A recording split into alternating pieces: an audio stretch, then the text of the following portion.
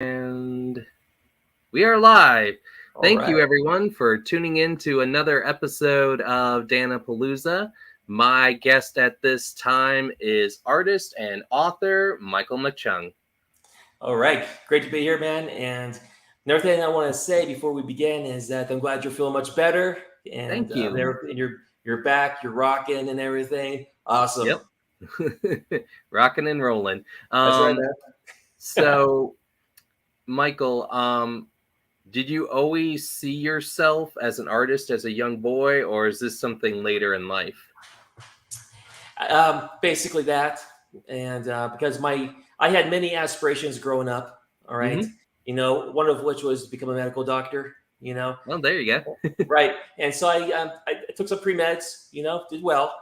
My next ambition was to teach mathematics, and I took a plethora of mathematics courses. And I had done well there. Wasn't for me. Neither was the pre med. So, as an elective, I took Drawing 101 with Professor Vid Kreppen. Okay. And he was very instrumental in getting me on track with art. Okay. This was back in 2001. And when we would engage in the conversations, he would be nonstop. That's how much he was really into art. You know what I mean? Oh, wow. Exactly. And he saw something in me. And at the end of the semester, he said, "Michael, you're going to become an artist." I said Awesome. to myself, "Yeah, right." But I humored him. Yeah. Okay, stay around. Then took some creative writing courses. Did well in those. And I took more art. Advanced drawing and everything. And I was taught my game. So obviously, this was it. This was what I would eventually become, is an illustrator and writer, because I would spend so much time with my folks talking about movies, talking about comic book characters, possible storylines, you know what I mean, that we're denied seeing.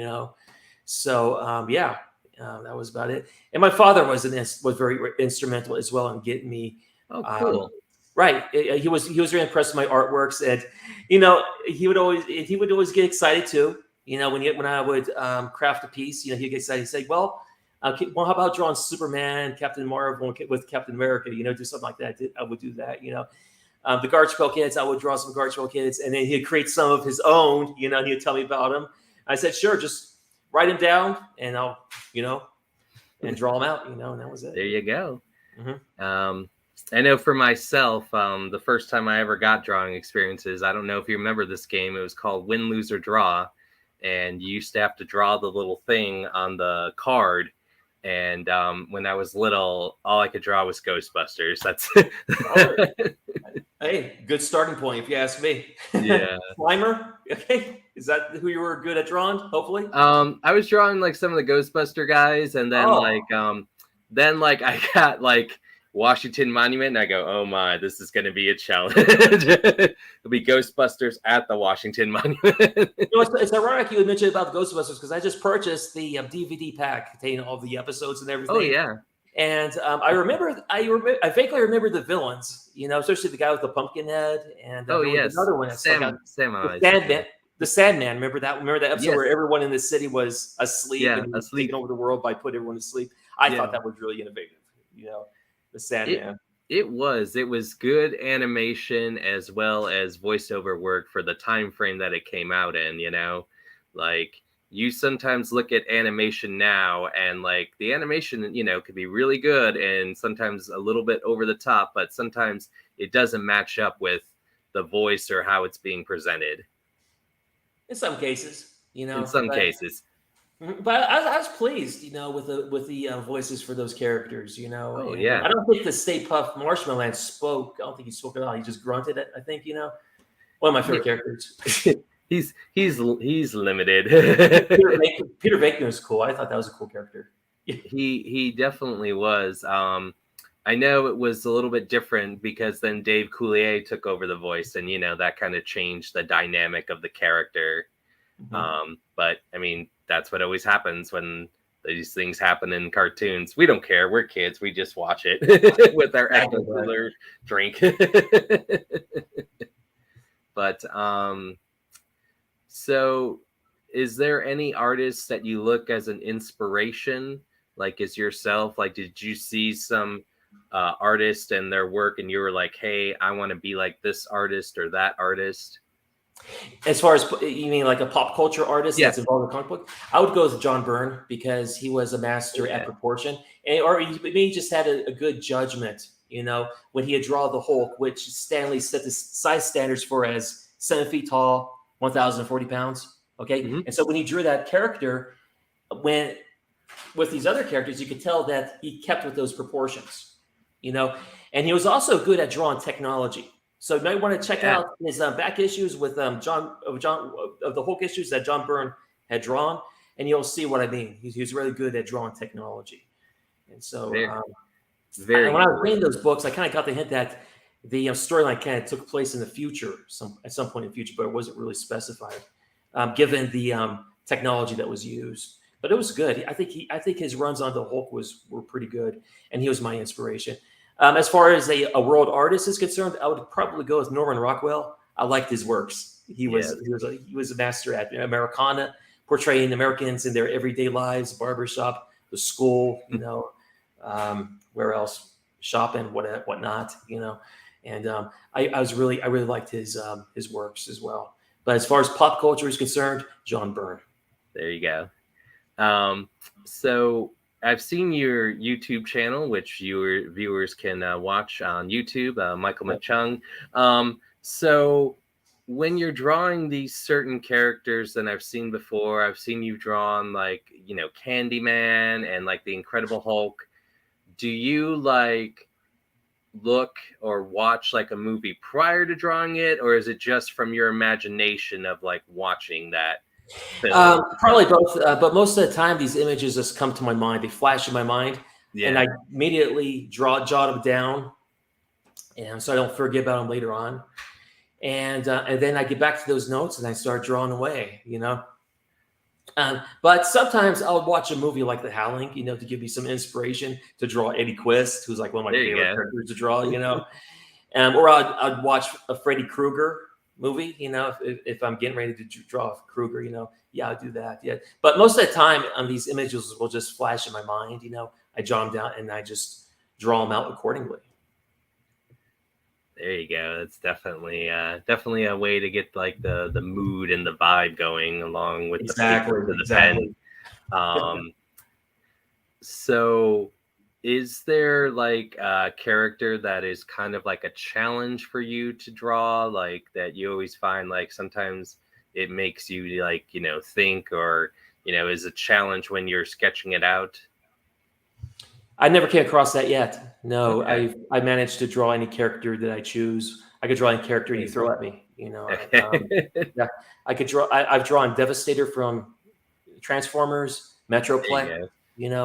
And sometimes they'd be posing by themselves. Sometimes they'd be fighting with each other. But no, I haven't had any challenges yet. No, I guess because my strong passion for art, my strong passion for writing, kind of dominates the situation, where there's no challenge, no room for any challenges. I could just do any drawing I choose. Definitely. And you would probably appreciate this is my horror luau. So we got It, and then we got Michael Myers. Yeah. And then Leatherface, Oh, and Jason's on here, and I know Chucky, and it's all. So I kind of like it because it's like horror at a luau, and everything. Because I like the idea of like it may be October, but if I want it to be summer, it can be summer, and I can chill with a drink and watch a scary movie. So. I like Michael Myers. I like Halloween, obviously, and my favorite one would be Curse of Michael Myers. I thought they nailed it right then and there. Oh yeah, as far as his appearance and the storyline explaining his supernatural powers. Definitely. But I was wholeheartedly disappointed, in H2O because it had totally ignored the events that transpired in part 6. I was like, what the heck is going on here? Starting a new continuity or something, or they're picking up where the first one left off. I don't know. But anyhow, I like that one. I've always been a fan of Pennywise. I thought that he's a cool character. In fact, I just drew up. Did you see the? I did a memorial. In fact, I did a memorial drawing for my parents. Where I'm at Oh, their okay. graveside, and I'm being comforted by all these horror icons, and Mhm. Pennywise was one of them.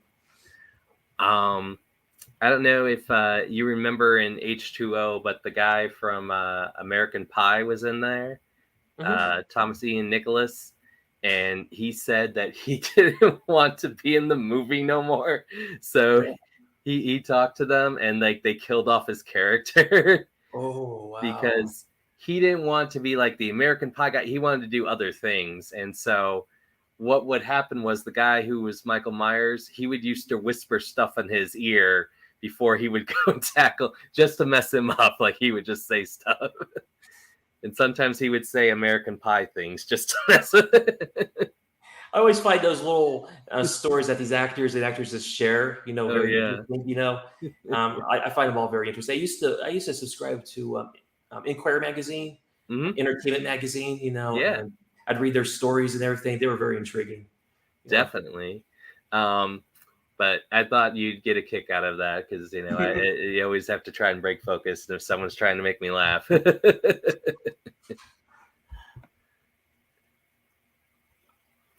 Hey, we got a comment. Hey, Nathan. Thanks for watching, and happy birthday, Nathan. So thanks for watching. All right, happy birthday. Yep, he's one of our regulars. So with the whole pandemic, were you impacted as an artist and author when the pandemic hit, or were you able to still do all your work? Actually, that's when it really picked up. Okay. What happened in 2019? I had stopped. I stopped working my day job, because of the unfairness in the work environment. I wasn't getting promoted, getting raises, despite being on top of my game. I was like, enough is enough. Right. So shortly thereafter, the pandemic kicked in. We're talking like December. January, around that time, that's when it started to make the headlines. And then these mandates that were enforced by the government for everyone to stay home at a certain period of times and all that stuff. And I was like, well, why don't I go ahead and utilize that time off to draw and work on my novel, because I was working on my novel for quite some time, Yeah. And back then it was just a hobby, and I was like, well, right now I could really get serious with it and the artwork associated with it, and of course artwork that I make on the side for people to enjoy as well. And so I utilized that time, the whole time, to I guess self-promote, my artwork and stuff, Oh, yeah. And I did that for about 2.5 years.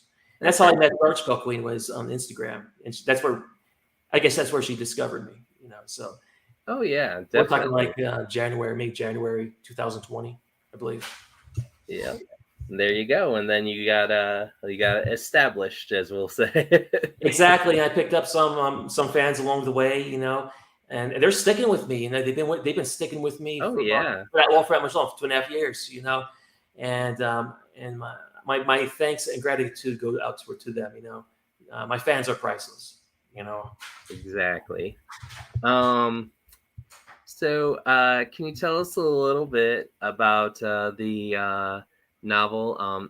Is it Empyrean? Am I saying it correctly? You're saying it correctly. The Empyrean. It's basically a synonym that means the firmament or the heavens or the cosmos. It's up to you to decide. Awesome. But that's what it means. Okay. The Empyrean is a sci-fi novel that focuses on a future society whose world is dying. Oh, wow. But miraculously, a sign appears in the heavens. Is it their salvation? That's the question. All right. The story touches upon such themes as horror, mayhem, conspiracy, and government corruption. Okay. It's not a pretty story. No. Okay. Plus, there's a plague ravaging the world. And as a result of human experimentation and so forth, that's where the government corruption comes in. Human experimentation is taboo, I believe, throughout the world. Okay. and but it exists in the story. Okay. And plus, you have a vice president who's plotting the assassination of the president. That's another link to government corruption right there. So, Yeah. and I got some illustrations to share with you as well as your viewers. Yep. This right here will become the front cover of the Imperium. Here it is right here. Oh wow, the all-seeing eye looks like. You'll know what the eye, you'll know about the eye's significance in the story, and it's very horrifying to say the least. There you go. That'll be the front cover. Let me go get this one. It's different from the Eye of Sauron. If anybody likes Lord of the Rings. Exactly. Okay. I know my friend Jared. He likes the Incredible Hulk. You know, I told him over the phone. I said, "You might like the Imperium because there's a Hulk-like character in the novel. Now he's not as strong as the Hulk. He doesn't lift 100 tons or anything like that. That's outrageous. All right, but he can lift upwards of like 2,400 pounds. 2 tons. Oh wow! His name's Goliath. There you go. Okay. And he's lifting up a limousine right there. Because he's about he definitely puts his hours in and exactly the gym. All right, so there it is. And don't forget, it's a post-apocalyptic world, so all that place is all junked up. All right. As I said, it's not a pretty story. Yeah. See, look, he can do it all by himself. He needs no spotter. Exactly. And this one right here is based on a chapter in the novel. It's called "The Woman and the Dragon." Okay. A lot of symbolism right here. She basically dreams of this dragon who's guarding the ladder, preventing her from climbing up it. All right. And the dragon, in turn, is a representation of her fears. And you'll know what those fears are when you read the book. All right. Okay. So here it is right here. The Woman and the Dragon. Okay, so. And lastly, there'll be more illustrations included in the novel. This is just a cliff note. Oh yeah. This will be the space station that I designed. It will be right. It's a mega structure, and it's so big. It's the second largest structure, well, second to the moon, orbiting the planet Earth. It's so big it's actually casting a shadow on Earth itself, as you can see. There it is. Oh wow, very cool. Mm-hmm. And you'll learn more about this space station in the novel as well. It's not like the Death Star. There's no weak point to blow. It's a Star Wars show. Mm-hmm. And there's a lot more to it than that, man. That's just a mere cliff note. So I put a lot of time, energy, and a lot of money, in this whole project. So, and by the way, I was at Comic-Con last Sunday. Yeah. And met Jim Shooter of Marvel Comics. Very cool. And he expressed a strong interest in the Imperium. He can't wait for the novel to debut, which will be anytime before December or around December time. That's when the book will be debut. I guess in the infantile stages, I will be selling it from my house. Okay, I'll be making it and selling it from my house. And then in eventuality, it'll become an ebook, then an audiobook. Okay. Also, the second production of the Imperium will be an art compendium. All right. Okay. What that will comprise of are more artwork based on the characters and the events that transpire in the novel, and it will also consist of paintings and drawings, of other contributing artists that I know, namely Robert Decker. He's an artist that I've known I've known him just as long as I've known GPQ, Garth Wilkley. Oh, yeah. So he's going to contribute to this art compendium. I have a couple of other people on my A list. They may contribute. We'll find out, but there'll be several paintings and good art sketches going in that art compendium. So you guys got a lot to look forward to. Choose wisely. That's my Yoda. But no, I like that it's very detailed, and I feel like it's going to be one of those, because I like sometimes books that, like make me think, you know, like I read into it and think like I don't like when it's all spelled out for me, you know, and like I'm like, oh, this is what Well, happened, you know, instead of like I wanted to think about it. right. If your preference is to read a book that's thought provoking, The Empyrean is for you. Okay, There this is you all about thought provocation. Okay, go. and yes, the ending has a cliffhanger. Okay, so you will be talking about it. You and your friends will be talking about it. You know, so There is no Disney ending, my friend. no Disney ending, no happy ever after. Not in this case. You know, not in this lifetime. Maybe in another dimension or something. All right. Musical number? Nope. So, and when people, when it comes out, are people going to be able to buy it physically, or is it more going to be like the ebook kind of route? It's going to be a mixture of the two. All Okay. right. So for a time being, they'll choose whether they want the ebook or the printed version. Okay. But in the eventuality, it'll eventually just be the ebook because Okay. of the cost, you know, of getting these books printed. Yeah, it's very costly. So for a time, I'll be printing these out, and I'll be selling from my house.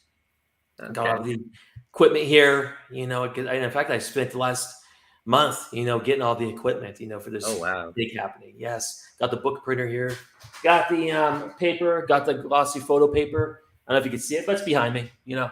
And I got the glue and this ribbon, you know, that you glue onto the spine of the book, you know. Oh, yeah. The what do they call that? The book press. I got that as well. I made it from scratch with my own hands. Yeah, Oh, made wow. my own book press.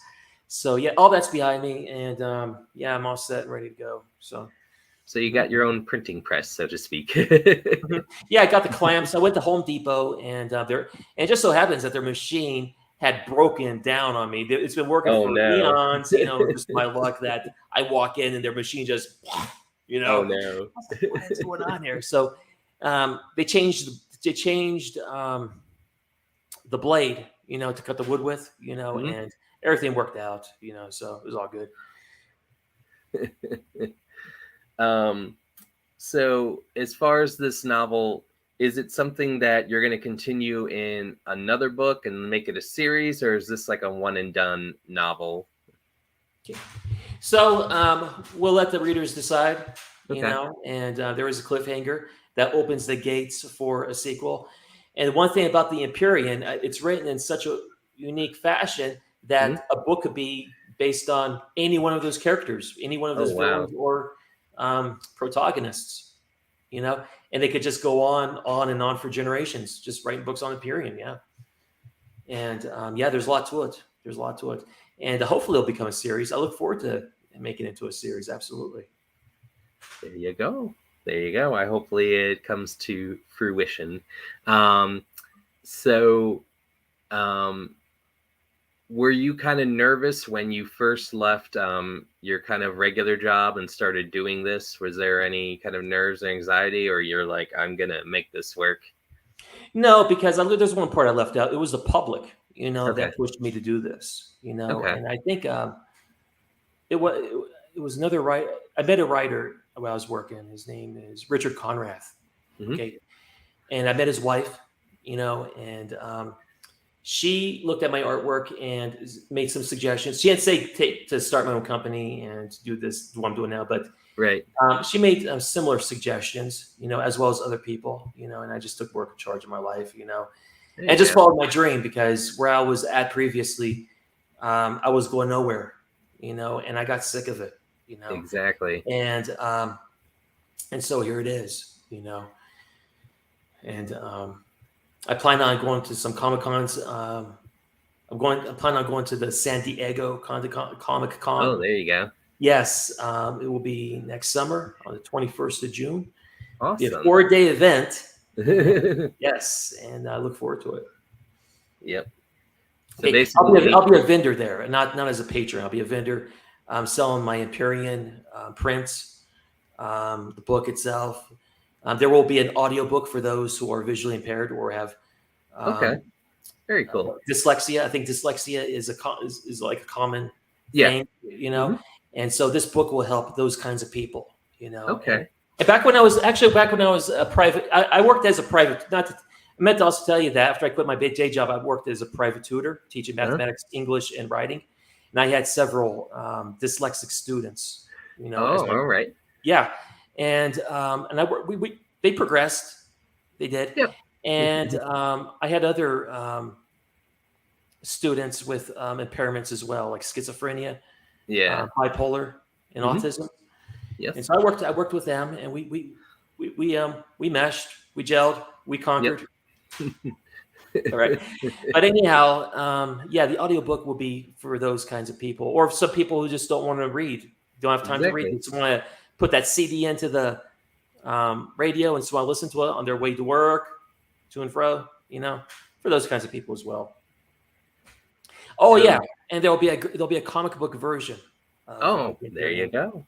Yes, and the comic book, it's going to be pretty tough to derive a comic book from a novel because the novel is so long. This one's about 300 pages.